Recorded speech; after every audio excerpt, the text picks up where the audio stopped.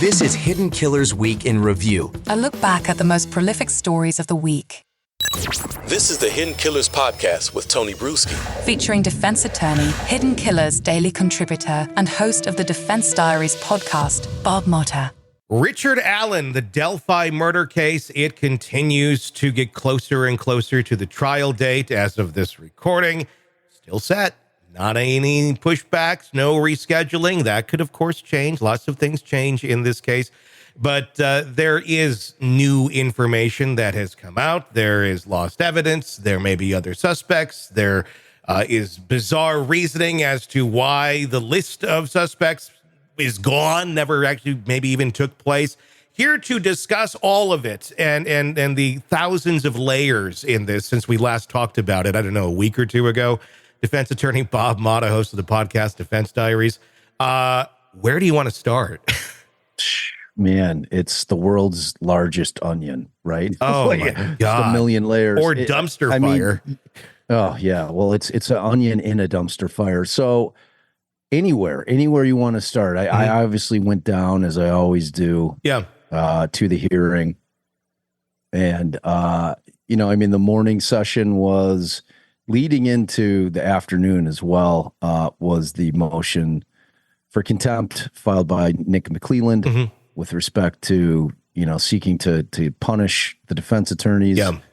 And that lasted, like I said, all morning, went into the afternoon. I think he finally wrapped that motion after Hennessy's, the defense's case, or their defense to it, at about 2:30. At 2:30, they then went into Baldwin and Rosie's motion to dismiss for destruction of potentially exculpatory evidence, and that went till about 5:30. Like she let it run because early in the day, Baldwin had said, "Look, I don't know how long this contempt thing's going to last, but my thing's pretty lengthy. I've got several witnesses." She said, "I scheduled for one day, plan accordingly." Yeah. So there was no chance that it was going to get extended for a second day. So Baldwin basically had to pick and choose his witnesses. So you tell me, which thing do you want to talk about? One was important. Yeah. One wasn't. Motion to dismiss was important. Yes. Yeah. Let's start with the contempt hearing because, that's still ongoing, which seems a little bit ridiculous. How did that all play out exactly? I mean, we know, the reality of this is these images were essentially stolen out of his office. He did not willingly go and share these out in any way, shape, or form. One of the points that I've been thinking on this is it's like, okay, and obviously there's a lot of issues with the prosecution and how the police handled it, but let's just say the tables were turned on this and someone stole something out of the prosecutor's office that they weren't supposed to do, but the prosecutor didn't leak it. Would we be having the same conversation? Would they be looking at the prosecutor going, we got to change, this is not okay. This is not, or would we be looking as like, yeah, like there's people stole shit, and this is not acceptable, but it did happen. Right. Yeah. It's, I guess it depends on who you ask. Yeah. If you ask a prosecutor, they're going to say, oh, if the shoe were on the other foot, you guys would be losing your minds. And I'm like, well, doubtful. I mean, I've been a defense attorney for 20 years and prosecutors leak shit to the media all the time. Yes.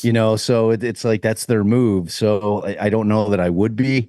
It's kind of a incorrect rationalization from that perspective. But, look, the way that I looked at it was, and it's always been my opinion, the stealing of crime scene photos of the girls is completely disgusting. I don't know who would have the wherewithal or the desire to do that to begin with. It's just a weird thing to want to have possession of, and then to leak them out, and I know that we probably talk about this on multiple episodes that we've done. I always look at like who benefits from that, and my position with that has always been, when you look back on it, the person who benefited was Nick McClelland, because it got the trial delayed. Because remember, they were ready to go. They, being the defense, was ready to go on this thing. Yeah. On January 8th. Yeah. And that when this thing goes down in October of 2023, we're talking late October, we're talking 2 months and some change before you're at trial. Yeah. And, people that kind of don't understand the amount of preparation that goes into a trial like this. Like, lawyers aren't walking into a trial winging it. Sure. You know, everything has to be just so. You have to get everything lined up, all your witnesses, all your exhibits, everything. Everybody's got to get subpoenaed. Your experts have to all be, you know, ready to go. It's just a massive amount of work. And in the meantime, McClelland, you know, at that point was basically by himself. I think he had one other lawyer in there. And, you know, just from an outsider looking in, I'm like, man, you know, I actually felt pretty sympathetic towards him. I'm like, that is a hell of a lot of work to do, for a very small office on a very big case. Yeah. So, you know, when I just kind of looked at who benefited from the leak in general, it certainly wasn't the defense. It certainly wasn't Rick Allen. No. And it appeared very much to be, to me, to be Nick McClelland. Yeah. So, you know, what that means, I don't know. You know, there was no evidence presented at this hearing on the defense side of it that McClelland had a hand in it. Just like there was no evidence presented by the state that Baldwin had a hand in it.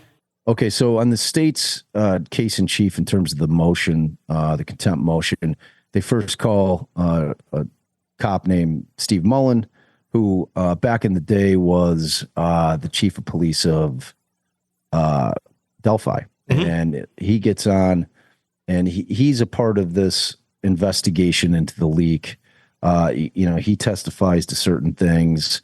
They then put Holman on, and, you know, he's talking about certain things. And basically they went out and they interviewed various people. They're trying to collect evidence. They're trying to find out what's what. McClelland continues to call it a continuing leak. So there were three main points that McClelland was trying to prove. One, that the defense had released their press release after the gag order was put in place. Two was the misdirected email that Baldwin sent out. And three was the leak of the crime scene photos. And McClelland had, in this hearing, tried to say that it was a continuing leak because they had recovered messages from Westerman, who was the gentleman who went into Baldwin's office and allegedly took these pictures, admittedly, at least in his affidavit, took these pictures and then distributed them, that they had messages from his iCloud, where, you know, he was talking to Andy. So like Andy Baldwin, the defense attorney, about strategy and things like that. No smoking guns there. There's nothing wrong with defense attorneys discussing strategy with non-lawyers. As a matter of fact, it's something that we all do in terms of trying to prepare a case. It's like talking to other lawyers is sometimes like, you know, screaming in an echo chamber. You want people that aren't lawyers so that you're getting a non-lawyer mind to see if you have theories or strategies that you're throwing out there and whether or not it would resonate with lay people. So, I mean, you have to do that. And that's exactly what was going on with him. So the other thing is that they had messages from Robert Fortson, who was the unfortunate veteran who ended up ending his own life. And it came out that Holman was the one sergeant, or the, you know, state trooper Holman, who now just got a promotion to lieutenant. Right after that hearing. He was out there interviewing Fortson and, you know, was really squeezing him. Fortson like lawyered up right away, you know, 6 times. He's like, I want to consult with an attorney. And Holman just kept talking. I don't know that he was asking him questions, but he kept saying things. Oh, well, you know, there's a high likelihood that you're going to be held in contempt. You know, I'm going to have to call the judge and tell her that you're not working with me here. And, you know, you might go to jail. So he keeps like making these veiled threats to Fortson, and Fortson like just is like, you know what, man, I'm not going to talk to you. And Holman goes so far as to like leave the room, pretend like he's calling the judge. And I guess he really calls McClelland. So ultimately what comes out of those meetings is that they get a bunch of messages between Fortson and a guy named Mark Robert Cohen. And, you know, Fortson is telling Cohen things that aren't public yet, like that they discovered, that the defense discovered who the professor was from Purdue. And so McClelland's insinuating that either Baldwin is talking to Fortson and leaking information to him to spread, they're not able to prove that up in any way, shape, or form. I'm sure what was happening is that Baldwin was speaking with Westerman, who at that point was still his confidant, saying, oh man, yeah, we finally found the professor, whatever, talking about that.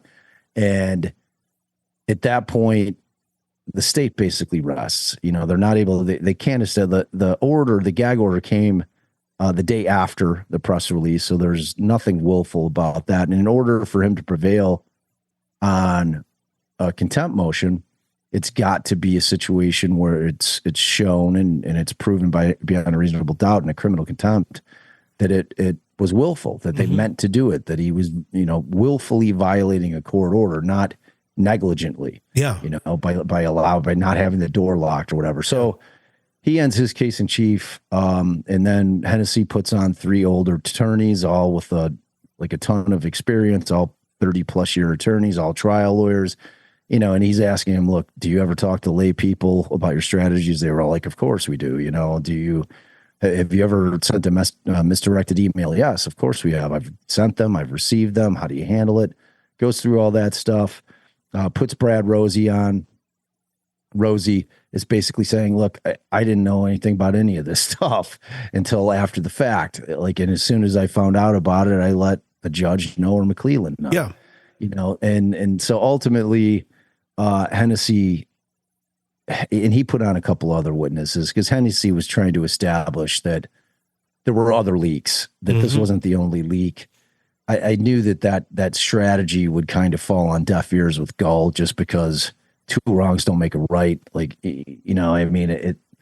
I knew what he was trying to do. I just knew with this judge, it would not be impactful. Yeah. So ultimately that hearing goes through and, what everybody's waiting for, in terms of bated breath is what is Gull going to do at that point? So at the end of it, Hennessy, neither of them really gave super compelling argument as to why or what the penalty should be, whatever sanction. And so Hennessy says, look, and he was done at that point. It had been a long hearing. I think he was over it.